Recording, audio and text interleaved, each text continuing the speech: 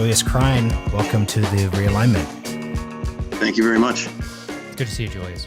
So we're recording this the day after the election, so obviously we're going to offer a blanket get-out-of-jail-free card if anything detailly changes, but at least from my sort of perspective, it looks like we are set for a Biden win. Do either you, Julius, or Sagar disagree with that? Go ahead, Julius. I think it's, too early to tell. Does look like Biden's going to eke out a victory. But either way, whomever wins is going to be razor thin, and they're going to enter the office, I think, with a very hard time trying to claim a mandate. Yeah, I generally agree. I mean, I think that's right. We are recording this, let's just click everybody, 12:04 p.m. On Wednesday. So at exactly this moment, this is what I can see right now, which is that as far as I know, the polls closed in Wisconsin. There's no more votes to come out there. So that looks good for Joe Biden, who's got like a 20,000 lead there. Michigan as well. Pennsylvania is really kind of the wild card.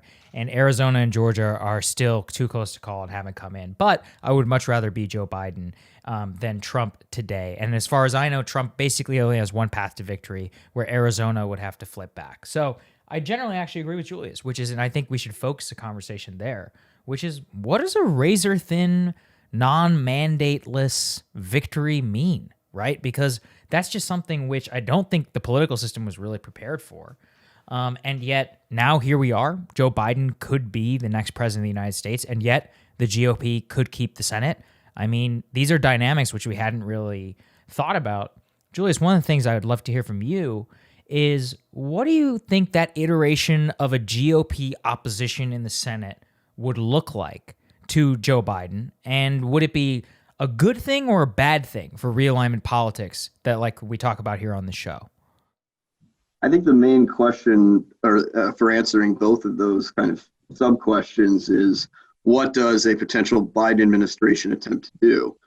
I was thinking about it earlier. If you go back to 2016, when Trump wins the first time, and even though the Electoral College wasn't that close, it was still a pretty divided country.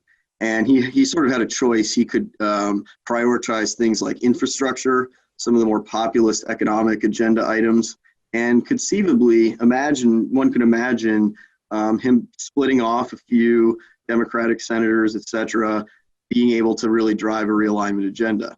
Obviously, as we know, that did not happen. He went with healthcare repeal, tax cuts, some of the more kind of incendiary immigration stuff, and battle lines hardened. So in 2020, it's theoretically possible to imagine Joe Biden prioritizing some of the industrial policy stuff that he campaigned on, a sort of serious infrastructure plan, not just pure Green New Deal stuff, but real building of infrastructure, a good COVID stimulus kind of stuff. And I can imagine, a few Republican senators who would absolutely not get rewarded for it, but I could see them, believing in doing the right thing, going along with that. Maybe you get some kind of realignment. But you also have to look at the political landscape and say that does seem like an unlikely outcome, even if it is a possible one.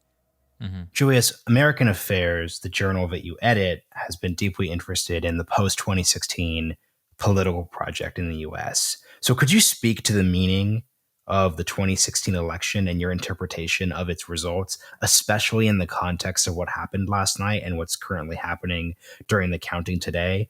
Because some would argue that the 2016 election represented this point of no return in American politics, but others could clearly look at the probable Biden victory and conclude that the opposite is true. So what's your perspective on that? Well, I think, I don't know who won yet, but I do know who lost. The people that lost are, of course, the conventional pollsters. And I would say this kind of idea of very, very woke, racialized politics. Trump improves his vote total among every demographic group except white men. Who would have thought? And the sort of flip side of that is you see a greater consolidation along class lines, affluent suburbanites flocking to Biden. So, you probably saw Josh Hawley's tweet from last night. The voter numbers, I think, Republicans from a purely kind of partisan, we want to win standpoint, looks harder and harder to hold those suburbs. Some will take that direction, I think, of really trying to make it a true working class party. The challenge in all of this is the donors. And this is where I think the meaning of 2016 never really resonated, was never really fought out, because Trump never really did much to, I don't know if challenge is the right word, but even simply sort of realign the donors around new institutions, new policy goals, new styles of politics, whatever.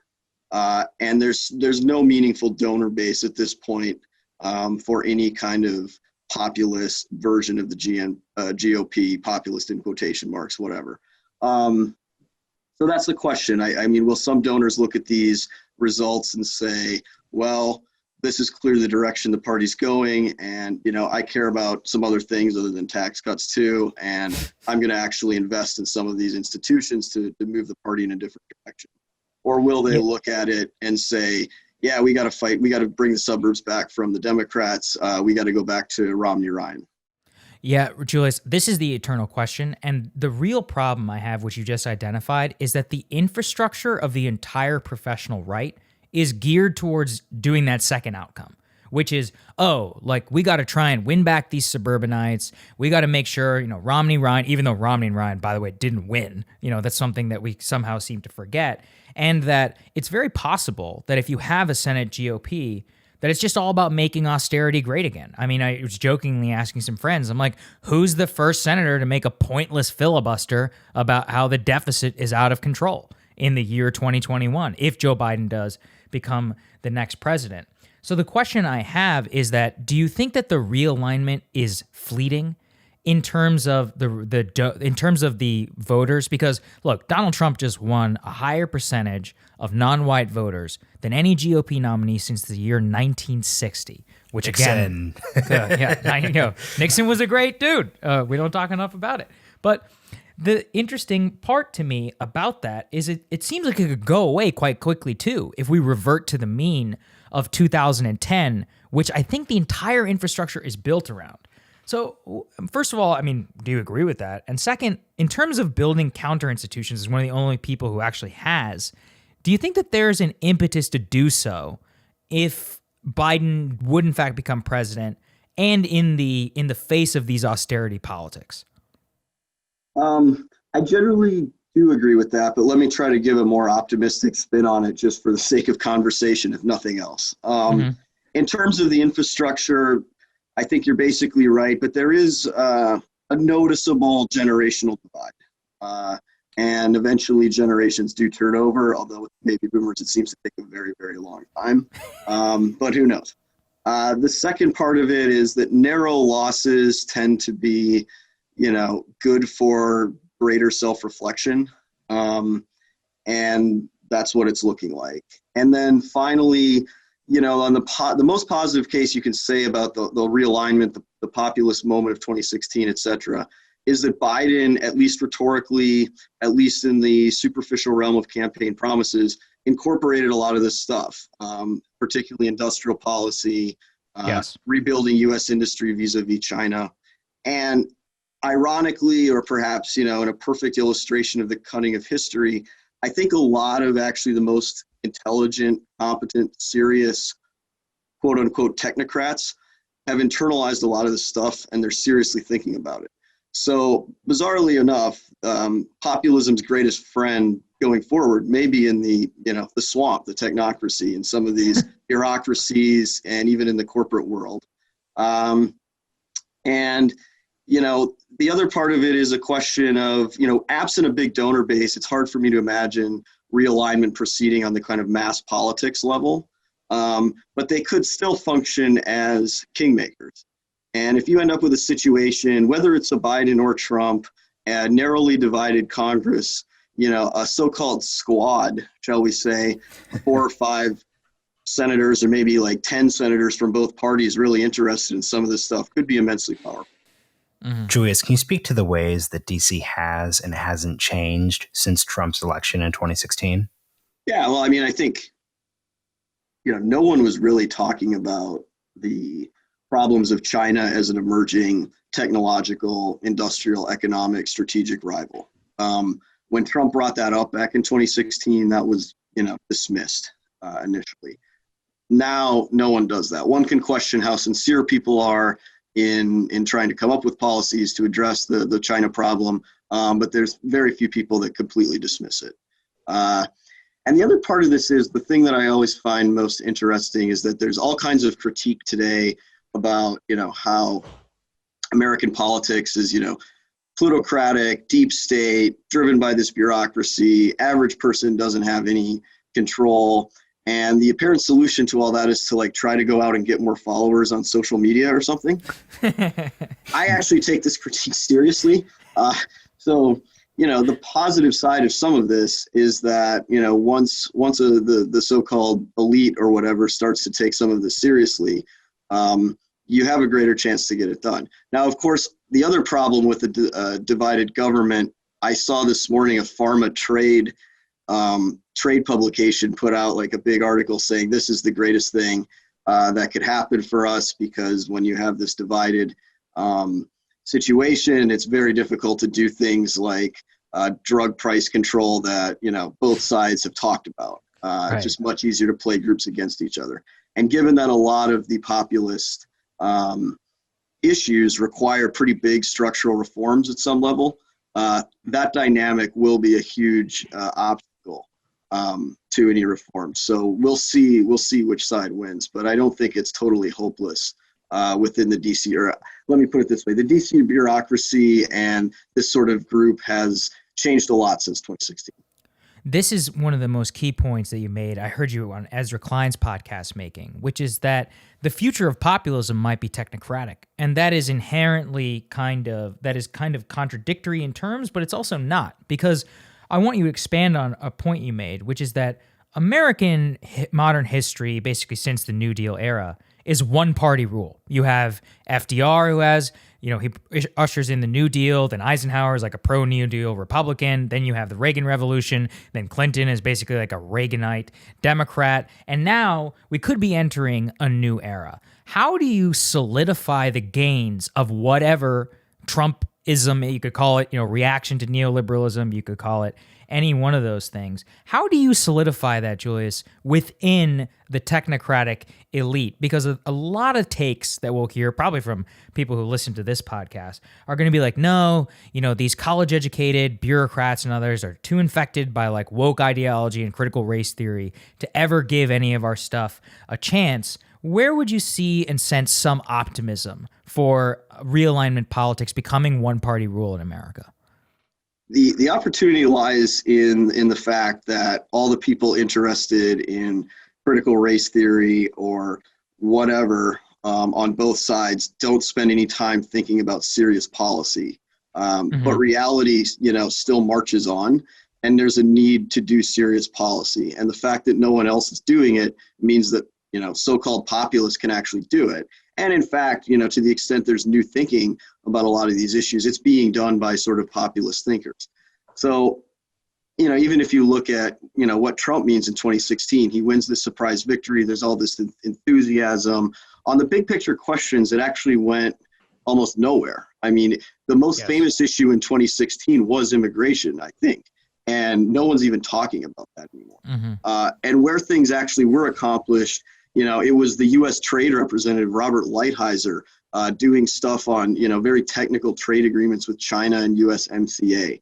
The best parts of what I would say of the tax cuts in 2017 were things like removing the state and local income tax deductions, or capping it, changing the rules around corporate debt, tax deductibility, all these things, very technocratic, parts of it that nobody really talked about. And so there's always a space, most recently, if you look at some of the semiconductor legislation, investing in U.S. semiconductor manufacturing capacity, nobody really talked about that. So it's actually the stuff that the media doesn't pay attention to, that there is not a lot of mass movements around where you can actually get things done. But the only way you get them done is by being able to formulate very concrete, serious policies. And there's an opportunity to do that because no one else is really paying attention. So if you look at stuff like, Section 230, involving, liability on tech platforms, stuff like that. Amazingly, we had both candidates say they want to repeal Section 230 in the campaign. But actually getting from a broad, big picture, we want to get rid of 230 to sort of rewriting 230, it's a long process that, is going to be dominated by lobbyists and lawyers and technocrats. And if somebody can fill that gap, who knows what can happen. Let's talk about that. What would you like to see if Section 230 were reformed or abolished? I would definitely, I think it's clear at this point that the tech platforms are no longer operating as neutral content providers or whatever. Well, quick thing, because this is sort of my policy area, right? Like Section 230 doesn't require that they be neutral, right? So I think it's important that we sort of. The point is that they are they're not exercising editorial. They're not liable as long as they're not like producing and shaping and determining the content. They're just hosting the content. I mean, if you look at what Section 230 is saying, like Section 230 is saying that they could, at least from my understanding, the issue of Section 230 is that they could they could moderate the platform however they sort of want. So I don't really know where this shaping comes in, because I think you're referring to sort of the distinction between a publisher and a platform, but that isn't a real distinction in the law, at least. I mean, 230 obviously functions as kind of a symbol for the broader web of tech regulation. It's the most obvious. I think that's the important part here, which is what you're addressing, which is that both sides agree there needs to be some legal reform around tech. And that in and of itself is, that's interesting. Anyway, go ahead. I actually think, we have to accept the fact that these platforms exercise disproportionate influence on what reaches the public and all of that. And the only plausible way to regulate them would be through an official government process, presumably led by the FCC, maybe others. And the FCC actually did begin saying they were going to reinterpret 230 in different ways, although with the election, who knows where that ends up. But yeah, on the bigger picture of regulating tech, there's some issues where I think antitrust is very useful on, say, Facebook type of stuff. And there are some issues where, just a more intrusive government regulatory position is more useful. But I will say that, in that respect, I'm more in a financial, I focus more on the finance industry. I am not the right technocrat to be doing the 230 specific design, but I do know that somebody has to do it. And if both parties and all populists just sit around and talk about, we need to do something about tech, but nobody actually goes through the deep dive process of coming up with the replacement language, it's not going to happen.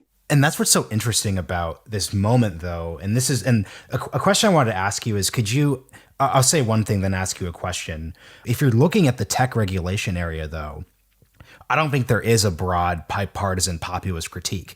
So, for example, if you're looking at how the left and even like Joe Biden, when they're talking about reforming or changing Section 230, their argument is that right now, platforms like Twitter and Facebook, like arguably don't censor enough. They would say that Twitter and Facebook are hotbeds of QAnon, they're hotbeds of disinformation, and right now the platforms aren't liable for that. So we need to actually reform Section 230 and the broader internet to have that happen more. If you're looking at what the right is asking for, though, the right is actually saying right now the platforms are way too censorious. So right now the tech platforms are stopping the New York Post from sharing. They're obviously biased. They're obviously sort of run by the left. So there really isn't joint shared critique here. So my actual question for you then is, what do these terms like populist, what do these terms like the right, what do these terms like the left, what do they even mean in 2020? Because it seems like there's a deep confusion about what they sort of mean. Well, first of all, I'd say that there is common ground in the sense that both think that the privatized tech monopolies are too powerful. And that's actually fine with me. I don't care if you want to break up Facebook because you think it doesn't censor enough or it censors too much, as long as you're breaking it up. And in terms of the, I've always been, I've been saying for a long time that right and left means absolutely nothing to me. At this point, the left, it functions as kind of an enforcer of morality, perhaps counterintuitively. And the sort of far left seems to function as kind of the most ultra-Orthodox kind of radical religious movement.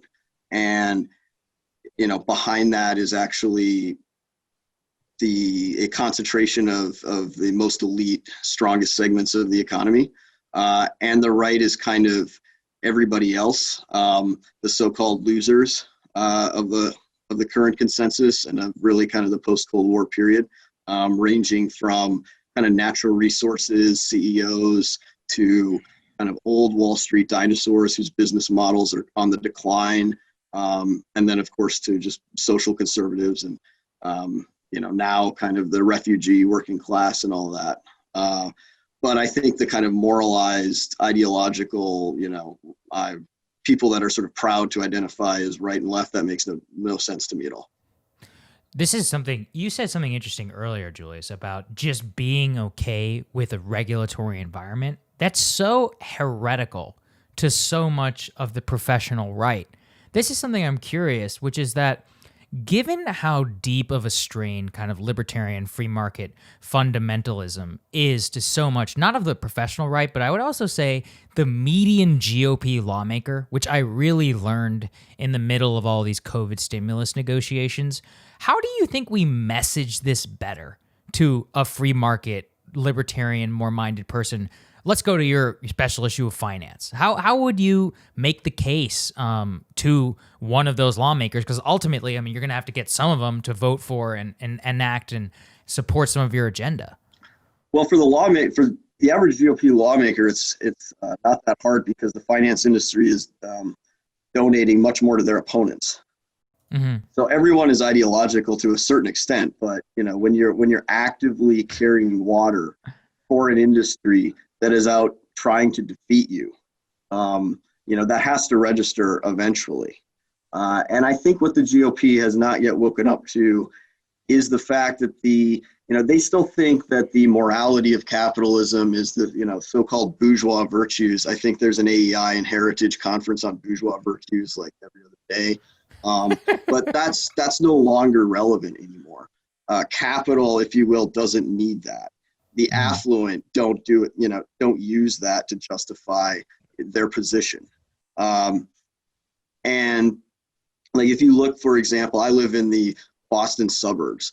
There are all kinds of movements to block new development in the Boston suburbs, but they're all based on environmentalism and various left-wing ideas.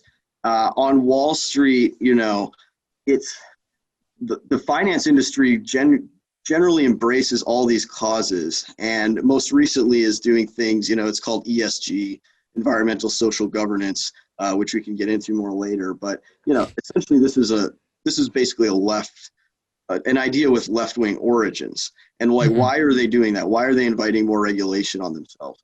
But truthfully, average financial manager has underperformed, the index, whatever, for the last 20 years. Who knows? They don't want to talk about their returns. They don't want to talk about low taxes. They want to go and talk about ESG because that's how they're justifying themselves getting paid as a manager. We're better at ESG. So all of the Republican talking points about capitalism and freedom and bourgeois virtues are no longer of any interest to capital. And eventually, I think the average Republican ideologue has to figure out that the people they think they're supporting and carrying water for not only don't like them, but are not even using their ideology to support their basic money-making function. Yeah, I mean, this was something I was really struck with in this campaign, is that Wall Street actually donated a record amount of money to Joe Biden's campaign. And actually, most of the billionaires and the financial ones who backed Trump around in 2016 abandoned him completely. And yet, it seemed like so much of his administration was actually spent trying to both impress them and to, kind of almost win a social cachet amongst them. I'm not sure, though, if he necessarily will have learned that lesson and if other professional Republican lawmakers will. And the question is how out of control and how much of a left behemoth is the financial industry becoming before the time kind of runs out in terms of what can be done against it? What do you think? I don't know, but if they don't figure out, they're eventually going to start losing elections. So one way or another, they'll be gone, right? Or they'll change. It seems to me that the socialism versus capitalism debate has become inextricably tied up in the culture war. How much does that debate prevent people on the right from thinking critically about capital? I think the socialism thing, the culture war aspect of it, is probably pretty generational. And that might just be something that, there's not much you can do until the generations change a bit more. But then there's also the question of, mass politics versus technocratic politics. And I think at the in the latter case, on the technocratic side, those issues don't mean as much anymore. This is another thing, Julius, I'm interested in terms of realignment politics, which is that losing elections should be the ultimate impetus in order to change behavior, in order to change so much more. And yet the developmental timeline in politics just seems to lag so many of these fast-paced industries which are growing, like finance, Silicon Valley, and so much more. What do you think the role of this is one of the things that you're most famous for, is your scathing critique of the GOP kind of intellectual class. Do you think that can and will be affected by this election? Are they just too shameless to not even look at some of the things that we're talking about here? And in general, what damage has that done to trying to evolve with the times? That's a good question. I don't know. I mean, they've been irrelevant for so long anyway that I don't spend a lot of time thinking about them. And I don't know how much they really will matter. But I mean, it's interesting because I think you are, in terms of a lot of the intellectuals, they are shifting on a lot of the economic stuff slowly, gingerly, but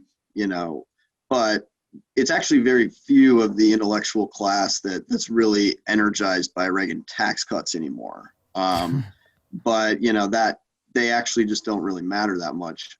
So we'll see. Mm-hmm. A theme that we're talking about is the GOP politicians and bases trying to reconsider the way they approach issues when class and education are becoming more salient. How do you think an issue like campaign finance changes on the right, or does it change at all? Because we've actually gotten this question from sort of younger populist types who are seeing the Wall Street dynamic. I suspect that it won't change for a while, in part because while most of the financial industry and so on has departed from the Republican Party a long time ago, that actually makes them increasingly reliant on sort of a smaller number of very large individuals. So yeah, I don't really see anything happening here. I mean, the other part of this is that I would be quite surprised if anything really significant in terms of legislation happens for the foreseeable future. I think it's, we'll probably get some kind of COVID stimulus, and it'll presumably be smaller than what people were thinking, and given the division, very, very contentious, and who knows what can make it in there, but probably nothing too ambitious. And beyond that, it's hard to see any significant legislation passing anytime soon. Yeah, and I think that is one of the things which is depressing in a way. And this goes me back to a question that we were just talking about with the technocratic elite, which is how much of a realignment agenda is legislative and how much of it is administrative, or is the best way to think about it a fusion of the two? Because I just don't see over the next 10 years passing any sort of huge government legislation. I'm just not sure how things can line up. Look, I could obviously be wrong, and they could play this tape back and I could look like an idiot. But if CARES Act is as good as it's going to get, which I think was good at the time, but, I think there should have been a lot more done after that. What do you think that we should be thinking about the role of the administrative state here? And again, how would we grapple with a 30 or 40-year ideology which has waged war on the administrative state as a means of exercising power on the right? Well, I'm reminded of a joke kind of from 2016, which is, if the neocons declare war on Trump, he's got nothing to worry about. Won't be any more successful than all their other wars. If people want to declare war on the administrative state, look, hey, they can do it, but it's gotten them absolutely nowhere. And the only successes Trump achieved are with the administrative state. And I think even a lot of those people have recognized that when it comes to issues they really care about, like, say, regulating the universities or, free speech in the universities, the only tools they have are with the administrative state. But I mean, it's definitely that ideological problem is an issue. It's going to go on for a while, and it's not totally ungrounded. There's a reason why it's popular. But in an ideal world, you'd obviously have both administrative and legislative realignment. But like you said, absent some kind of disaster, which is what precipitated the CARES Act, and of course, Right. there's probably going to be some disasters inevitably. But absent that, it's hard to see a lot of significant legislation passing. Again, unless Biden or whoever ends up being the president decides to take the really unlikely avenue of going down the populist route and trying to piece together a sort of populist coalition, which is theoretically possible. Yes. Speaking of neocons, where do they go after this election? I'm thinking of the Bulwark. I'm thinking of the Lincoln Project. Where do you think that specific project goes after this? Given how, it wasn't just that they criticized Trump, which I think, they could have gotten away with because everybody's criticized Trump, including, most of the people that he's appointed to senior cabinet level positions. I think they could have gotten away with that. But because they turned it into not only Trump, but attacking Republican senators and congressmen, going after the Supreme Court issue, most of them basically calling the entire Republican Party a bunch of racists, I just think it'd be very difficult for them to be welcomed back in that party. And given that most of them presided over some of the most egregious foreign policy failures and were totally absent on most of the economic issues as well, I don't see them being particularly welcome in the Democratic Party once elections are over. So I think, they'll probably be able to raise money and they'll be able to get on TV, but I don't think they'll actually exert any influence, and I don't think anybody will really care anymore. Mm-hmm. I agree with you on the personalities not being able to find a home, especially if you presided over the Iraq War. But let's talk about them as a social class, right? So this idea of Biden Republicans that people analogize to Reagan Republicans. Do you think there's been a long-term shift in these voters that's going to continue to define the Democratic and Republican parties? I don't think the Republican Party will win them back. I don't think, as you pointed out earlier, like Romney and Ryan didn't win either. In fact, they lost much worse. And given again, like I was talking about with the actual morality or moral justifications of capital and how, the Democratic Party has completely owned those voters on the big cultural questions, I don't think the Republican Party can get those voters back. Maybe a few of them, whatever, but hard to see that coalition being put together again. And that leaves the party with, a choice, which is go for the working class voters, but lose more donors, or just try to hold on, control the Senate, try to control as many of the kind of non-democratic institutions as possible and beat us the slowest retreat you can. Yeah, I've generally share the same analysis, Julius. So it's like you can either be permanent minority or you can try to become the party of the working class. Permanent minority is a lot more lucrative. Working class would require exercising power, and we'll see whether that's going to happen. This is my ultimate question, which is that, look, I think we both will generally concur that the great promises of Trump's 2016 campaign certainly didn't work out. He governed much more like a typical Romney-Ryan Republican than any of us would have.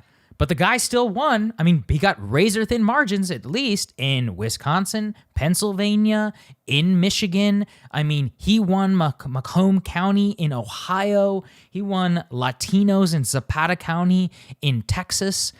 Just his rhetoric alone has me questioning, how much does the policy even matter here, Julius? How much of it is just culture war? Maybe it's more than I ever wanted to admit. What do you think? I mean, like I was saying, I probably will sound too cynical regardless because that's what I am. But, everyone makes the critique that the U.S. is a plutocratic system dominated by donors, controlled by these various elite groups, corporate lobbies, etc. If you take that as true, then the mass politics just becomes infotainment. And I think there is basically a lot of truth to that. And to the extent that a lot of the mass politics plays a role today, it's sort of, you can maybe build a platform and you can frighten some of the elites with it to maybe go along with you. And if you were maybe a little bit more skilled or disciplined or whatever than Trump, you might have been able to shift some institutions with this power you had. But absent that, the default position is this is the circus and the infotainment and the culture wars. And the truth of the matter is, questions of 230, industrial policy, pharma, all that, it's going to be settled by really technocratic little debates behind closed doors with industry lobbies and various other elite institutions. Yeah.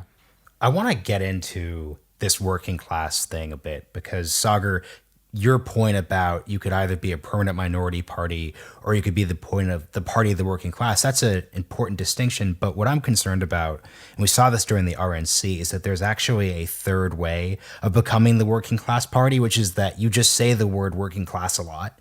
You heighten cultural divisions.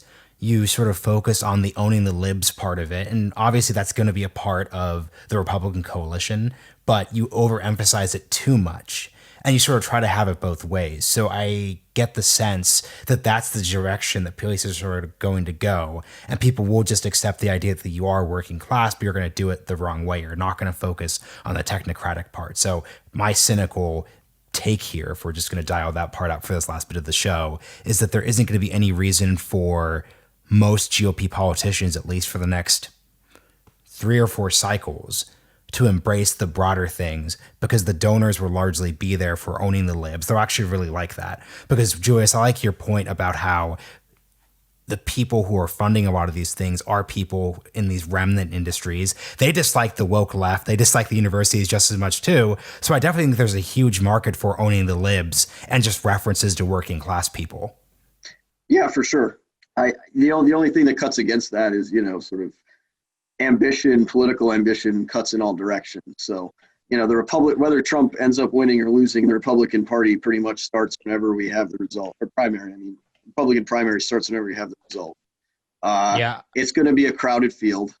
And, some of them are, there's of course going to be, I don't know, Nikki Haley or whatever running the old George W. Bush style line. And then there's going to be others that, to differentiate themselves, will go in other directions. And at the end of the day, people like to win, and you never know exactly where that takes people. But certainly the dynamic you mentioned is the one that we've seen mostly in the last few years, and it's not a huge stretch to imagine that continuing. Yeah, I think that's one that I absolutely is important. And this is kind of brings us to our final section here, which is that one of the most important books, I think, for Marshall and I was Michael Lynn's New Class War, which we've talked a lot about here on the podcast. And he makes a point, in terms of the cultural politics, that there really is no winning, that there is a series of negotiated settlements from both sides. So do you think, though, that because currently one of the narratives out there is about, there's all these minorities and they're woke on the cultural issues and they're with us, and actually we're this like social conservative, ascendant, populist majority, that could actually lead to losses in the future? And in general, how should political coalitions think about settlements along these cultural lines? Because on the industrial front, on the economic front, the financial part, and so much more things, I completely agree with you. These are the animating things behind my politics. But just given how much culture is an important part of this, we have to have a good answer on how and what that looks like in terms of battle lines, when to fight and when not to. What do you think? My guess is that the cultural settlements will not be sort of driven by the working class right or whatever. My guess is that, given the extensive internal divisions within the Democratic Party as well, which of course is, represents the dominant culture setting institutions, that it's more likely. And sometimes, the worst thing that can ever happen to you is to get what you want. And again, if Biden wins, he has, no constituency once Trump is gone, because everybody on the left, he was everybody's last choice, basically, or second Right. choice. And you're going to have all these big battles between, call it the establishment left or the gentry left and the so-called far left. And there's, of course, a lot of interesting economic divides in those as well. But my guess is that the cultural settlements will be driven because those internal divisions force, kind of new weaknesses and new issues on their end that would create a space for a right side of it if they're careful and thoughtful to negotiate a bit of a peace for themselves. But I don't think, I think given that the left dominates the culture, any opportunity for such a settlement is going to have to come from some kind of crack in that armor. That's interesting.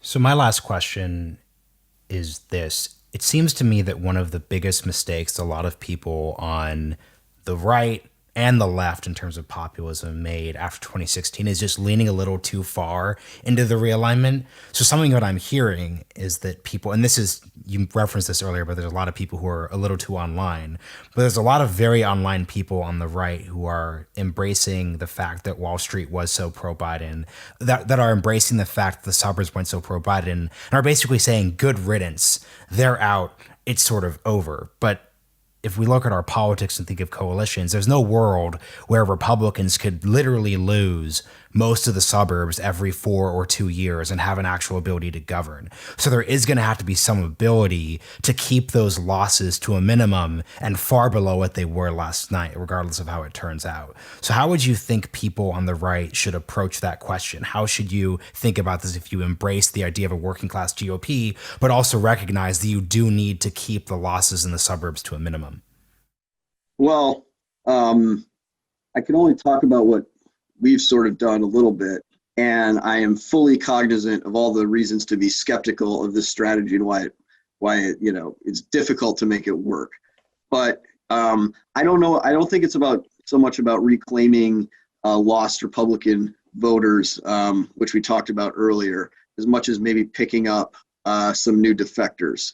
And there's a lot of interesting people on the left who increasingly find themselves without a natural home over there, but who actually have spent a lot more time thinking about economic policy, have a lot more experience in some of the technocratic elements of policy making, which of course, the left doesn't treat as evil, and has made some attempts to actually do that. That might be recruited or at least temporary allies in some of this. And to me, in the near term, at least, that seems like the most promising outcome. But again, like I said, there's all kinds of reasons why that may not work either. Mm-hmm. And then final question here, Julius. How should we think about Trump the man and himself? I kind of think of him as he opened a new space and allowed me to think new thoughts and a new hope for what was possible in America. I think that's probably around in the same realm of how you think of him after 4 years now, and possibly he might still be the president, he might not. How do you think of him as the man? I think he ran as a builder, talked about himself as a builder, but what he's really good at is destroying. And we actually did have a lot of stuff that needed to be destroyed, still do, as a matter of fact. And he was pretty good at that, but he never seemed particularly interested or capable. And of course, they had a lot of issues as well, to actually build a new thing, to actually lead a realignment, whatever. And the best explanation for this I've heard is from Bruno Messias in his book, History Has Begun, who just, talks about Trump and actually the entire American kind of cultural experience as this desire to live these kind of media fantasies as an end of themselves. So we probably think of it as like, oh, we want to get media publicity or whatever for our causes. People go campaign on these issues so they get elected and then implement the issues. But, for an increasing number of people today, it seems like actually just getting the media controversy in and itself. Right. And that does seem like an applicable description of Trump.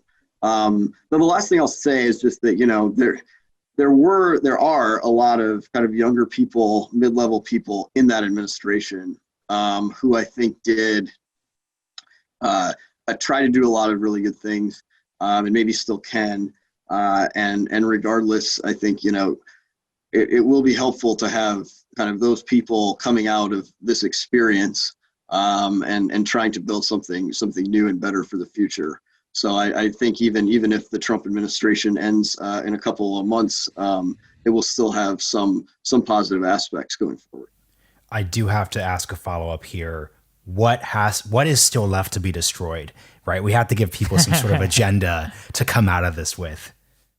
Well, I mean, certainly I think like the university sham meritocracy complex is very strong. You're starting small.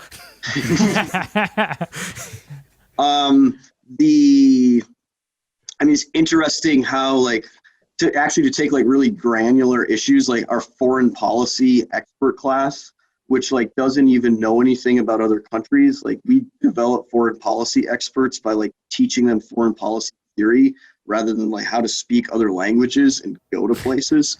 Yeah. We send our State Department people to these countries for like 14 months and then we bring them back. And then we wonder why we have no local expertise in these places. Like that's all still there. That hasn't gone very far. Like all of these failed sort of Bush Clinton administration people are still around. And then of course, we haven't even gotten into some of these structural elements of the economy, whether it's how we treat intellectual property rights and so on, in ways that are extremely economically problematic, to how we set up financial incentives to reward kind of value extraction, share buybacks, and so on over investment, and all along down the line. So I think, unfortunately, there's still a fair amount of things to be destroyed. Again, if we've learned anything, it's that, destruction's not enough. And we need people to actually reform things and have positive agendas. And I think reality will support that going forward if there's anyone who wants to take the opportunity. I certainly agree. Julius, been such a great episode. Thank you for catching up. It's been a fraught time, and we've really looked to you for a lot of inspiration in your work over the last couple of years and continue to do so. So thank you, man. I was watching a Slavoj Žižek podcast recently, and someone said something similar to him, and he's like, well, then you're really in trouble. Yeah, let's just hope that this doesn't look out of date by tomorrow morning and everything stands by 12:04. Yeah. Then it'll be better. Then it'll be the best. Yeah, that's right. Okay, Thanks a lot, thank you, guys. Julius. See you later.